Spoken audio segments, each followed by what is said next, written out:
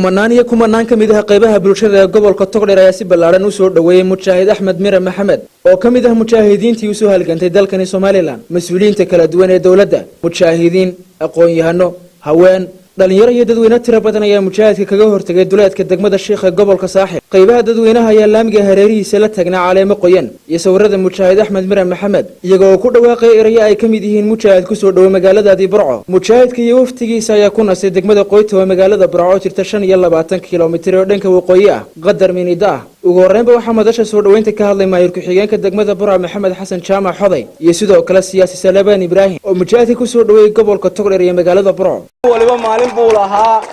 ninkii lahaa 17 May hogaaminaya ciidamada SNM ee ka dhex toosay magaalada Burco ayaan maanta halkan ku soo dhaweynayaa ku soo dhawow mujaahid maanta farxad weyn bay qaranka Jamhuuriyadda Soomaaliland u tahay farxad bay u tahay gobolkii Togdheer iyo shacabweynaheedii maanta waan ku soo dhaweynayno Mujaahid axmed mire maxamed oo qarankan kula calaamad gaar ah aad bay farxad noogu tahay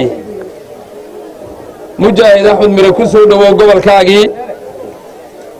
aad halka galay u bareedhay ciidankii xoogga dalka Soomaaliyeed ee awoodiisa looga mudane mujaahid ku soo dhawow ragana waa raggii ku dhashay dareenkaagii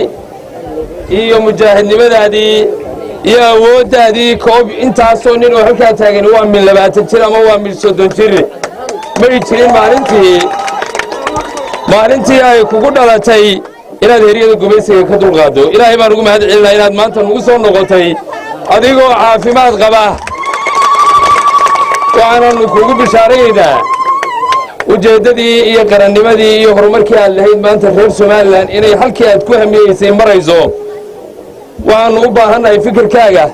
waxaan u baahanahay taladaada waxaan u baahanahay aqligaaga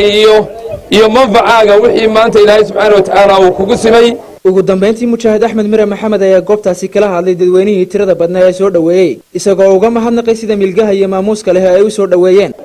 farxad weyn bay tahay in maanta halkan lagu soo dhaweeyo oo ah gobolkii Togdheer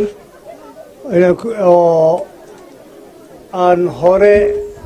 u oran karo waa xuduntii dalka waxa weeyaan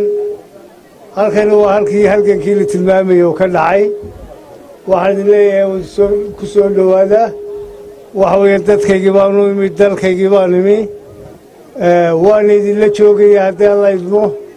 wax liya wixii dee tamaraya waxaynu isku biiri karana